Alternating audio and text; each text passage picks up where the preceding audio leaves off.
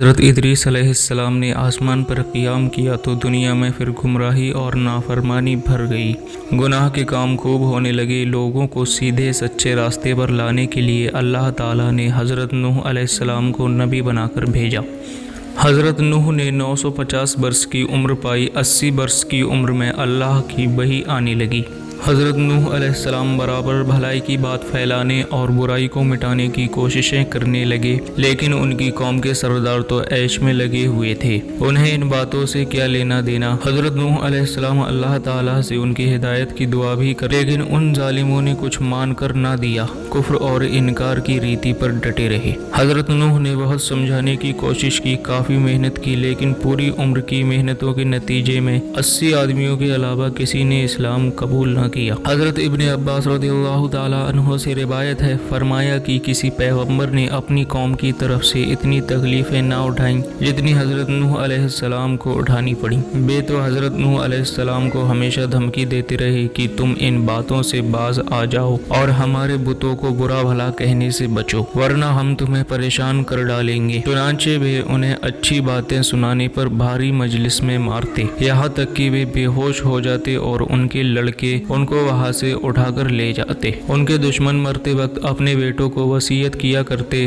اور کفر پر جمے رہنے کی ہدایت دیتے ہوئے کہتے تھے، بیٹو ہرگز اپنے باپ دادا کے دین سے پھرنا نہیں، نوح کی بات تو کبھی نہ ماننا، جہاں تک ہو سکے انہیں دکھ اور تکلیف ہی دیتے رہنا، چاہے ٹھکانہ جہنم میں ہی کیوں نہ بنے۔ جب ایسے ہی سنگین حالات میں 7 صدیاں گزر گئیں اور حضرت نوح علیہ السلام تنگ آ کر نا امید ہو گئے تو اللہ نے وحی نازل کی۔ حضرت نوح علیہ السلام کو اس سے بڑی امید ہوئی۔ اللہ نے ان سے فرمایا تھا، اے نوح تم دل تنگ مت ہونا، نہ ان ظالموں سے اب کوئی امید رکھو، جو ایمان لے آئے باقی ایمان نہیں لائیں گے۔ حضرت نوح علیہ السلام نے عرض کیا، خدا بند ان کی نسل میں سے کوئی ایمان لائے گا یا نہیں؟ تو ایمان نہ لائیں گے، ان کا دل تو پتھر ہو چکا ہے۔ پھر بھی حضرت نوح کو اپنی قوم سے جو لگاؤ تھا اس کی بنیاد پر ان کو ایک اور سمجھایا اور کہا، لوگو ایمان نہ لاؤ گے تو اب یہ سمجھو کہ اب عذاب الہی آیا ہی چاہتا ہے۔ لیکن اس بار بھی قوم کے سرداروں نے اسی طرح جواب دیا اور کہا، ہم تو بت سوا، یغوث اور یعوث جو ہمارے بت ہیں کی پوجا کبھی نہ چھوڑیں گے، اور اگر تو سچا ہی ہے تو عذاب لے آ، ہمیں اس کا کوئی ڈر نہیں۔ حضرت نوح یہ جواب سن کر مایوس ہو گئے، بڑے ہی غم کے ساتھ اللہ سے گڑ گڑا کر عرض کیا کہ اے اللہ، جب میں اپنی قوم والوں کو اسلام کی طرف بلاتا ہوں تاکہ وہ اپنی زندگیاں بنا سنوار سکیں تو وہ مجھے سن کر نہیں کہتے ہیں، کانوں میں انگلیاں ٹھونس لیتے ہیں، وہ توجہ کے لیے اپنے اوپر کپڑے ڈال لیتے ہیں، اپنے کفر پر جمے رہتے ہیں۔ اب میں کیا کروں؟ بہت مجبور ہو گیا ہوں، اب تو تیرا عذاب آ ہی جانا چاہیے، انہیں تباہ کر دے، ان کا سب کچھ ختم کر دے۔ حضرت نوح کی دعا سے پھر اس قوم پر اکال پڑ گیا، یہاں تک کہ ان کی نسل کی بڑھوتری کا سلسلہ ہی بند ہو گیا۔ اس کے بعد اللہ کے حکم سے حضرت جبریل نے ساج پیڑ بونے کا حکم دیا اور 20 برس میں اسے کافی مضبوط کر دیا۔ پھر اللہ ہی کے فرمان پر حضرت نوح علیہ السلام نے اس کی لکڑی سے کشتی بنانی شروع کر دی۔ کافر پہلے تو نوح علیہ السلام کو ستاتے رہے، جب کشتی بننے لگی یہ مذاق بنانے لگے، کہتے تھے، اے نوح اب تم نبی کے درجے کو پہنچنے کے بعد بڑی کب سے ہو گئے؟ کیا پیغمبری کے کاموں سے تھک گئے؟ کشتی تو بناتے ہو پر پانی کہاں ہے جس میں یہ کشتی چلے گی؟ کیا یہ خشکی پر چلے گی؟ حضرت نوح کہتے، تم اپنے عمل کے نتیجوں سے غافل ہو، عاقبت میں تم پر کیا بیتے گی اسے سمجھ نہیں رہے ہو، اس لیے تم کیا سمجھو ان باتوں کو۔ پھر حضرت نوح نے کشتی تیار کر لی، بہت مضبوط کشتی، تختوں کے ہر جوڑ پر قیر کا تیل لگا دیا۔ اللہ ہی کے حکم سے حضرت جبریل نے ہر جنس کے جانور جو زمین پر تھے ان کو حضرت نوح علیہ السلام کے پاس جمع کیا۔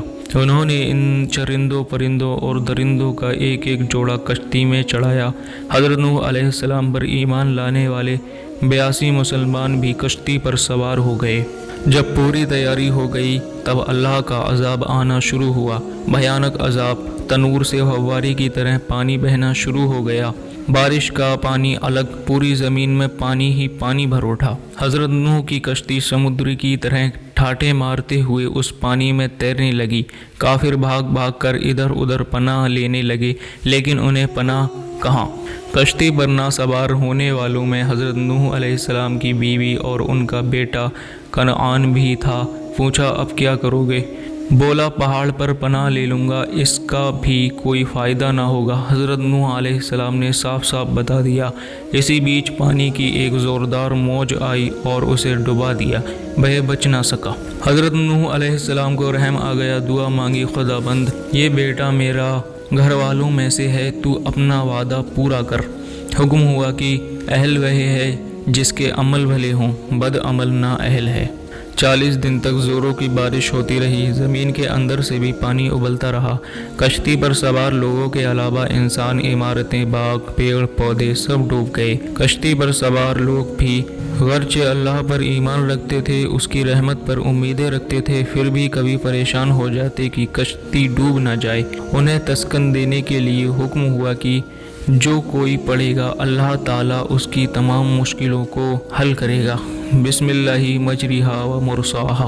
بہرحال کشتی پر سوار لوگ بچ گئے، طوفان رک گیا، پانی کھسک گیا۔ جب کشتی سے اترنے کا وقت آیا تو حضرت نوح علیہ السلام نے کوے سے فرمایا جا اور پانی کی حالت معلوم کر کے جلد آ۔ کوا گیا لیکن مردار خانے کے چکر میں جلدی لوٹ کر نہ آیا، وہ بھول گیا کہ اللہ کے پیغمبر نے کیا کہا ہے۔ حضرت نوح علیہ السلام نے اس کے لیے بد دعا کر دی اور وہ ہمیشہ کے لیے ذلیل و رسوا ہو کر رہ گیا، مردار اس کا خانہ مقدر ہو گیا۔ اس کے بعد کبوتر کو بھیجا گیا، وہ زیتون کے پتوں کو چونچ میں لے کر واپس ہوا۔ تب حضرت نوح علیہ السلام نے سمجھا کہ پیڑوں کے سر پانی سے باہر آ چکے ہیں، اب کبوتر کو ہی پانی کی خبر لانے کے لیے روز بھیجا جانے لگا۔ ایک دن کبوتر کے پاؤں میں کیچڑ لگی ہوئی پائی گئی تو یقین ہو گیا کہ اب عذاب کا دور ختم ہو گیا ہے۔ کبوتر کی حق میں دعا کی کہ وہ سب کے لیے پیارا ہو جائے۔ لکھا ہے کہ اللہ تعالیٰ نے حکم کیا کہ میں پہاڑی پر کشتی کو قرار دوں گا اور سب کشتی والوں کو اس پہاڑ پر اتاروں گا۔ آخر کار جوتی پہاڑ پر کشتی رکی، وہیں سب اترے اور ایک گاؤں آباد کر دیا گیا۔ بہت دنوں کے بعد یہ گاؤں بھی وبا کا شکار ہو کر ختم ہو گیا، صرف بچے حضرت نوح علیہ السلام اور ان کے 3 بیٹے حام، سام اور یافس۔ پھر حضرت نوح علیہ السلام کی نسل میں اللہ تعالیٰ نے ایسی برکت رکھی کہ 40 برس تک مدت میں ہزاروں شہر آباد ہو گئے۔ پھر حضرت نوح علیہ السلام نے سیریا، فارس کے جزیرے، خراسان اور عراق کے علاقے کا نگراں سام کو بنایا اور پشچمی علاقے حبش اور سندھ حام کے ذمے کیے، چین، ترکستان وغیرہ یافس کے حوالے کیے۔ ایک دن جبریل علیہ السلام اور اسرائیل علیہ السلام نے حضرت نوح علیہ السلام سے پوچھا کہ ایک لمبی عمر پانے کے باوجود تم نے اس دنیا کو کیسا پایا؟ کہا دھوئیں جیسا کہ ایک جگہ سے چل کر دوسری جگہ سے نکل آیا۔ جب حضرت نوح علیہ السلام بیمار ہوئے اور اسی میں انتقال فرمایا، بیٹوں نے آپ کو بیت المقدس میں دفن کیا۔ حضرت نوح علیہ السلام کو آدم ثانی یعنی کہ دوتیے، شیخ الانبیاء اور نجی اللہ بھی کہتے ہیں۔ وہ سچے پیغمبر تھے، اللہ کا پیغام دوسروں تک پہنچاتے اور اس کی عبادت میں ہمیشہ لگے رہتے۔ وہ دن میں 300 رکعت نماز ادا کرتے۔ کہا جاتا ہے کہ طوفان کے موقع پر جب کشتی میں لوگ سوار تھے تو کشتی والے کو بدبو اور گندگی سے بڑی زبردست تکلیف ہو رہی تھی، سمجھ میں نہ آتا تھا۔ حضرت نوح علیہ السلام نے اللہ سے دعا کی کہ اس مصیبت کو دور فرما۔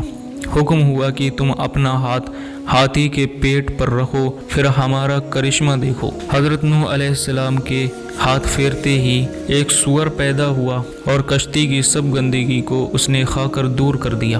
اسی طرح بے لوگ چوہوں سے بھی پریشان تھے۔ اللہ کے حکم سے حضرت نوح نے جیوں کی شیر کے ماتھے پر ہاتھ رکھا، خدا کی شان کی بلی نے نکل کر انہیں کھا لیا۔ حضرت نوح علیہ السلام کے بعد پھر دھیرے دھیرے لوگ اصل راستے سے ہٹتے گئے اور گمراہ ہوتے چلے گئے۔ پھر اللہ تعالیٰ نے حضرت ہود علیہ السلام کو پیغمبر بنا کر بھیجا تاکہ قوم میں سدھار لایا جا سکے۔